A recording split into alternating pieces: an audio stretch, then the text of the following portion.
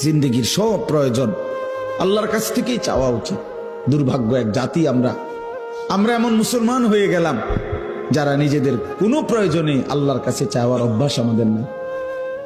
আল্লাহর কাছে চাওয়ার অভ্যাস খুব কম, খুব দোয়া করার মানসিকতাই আপনাদের মধ্যে কম।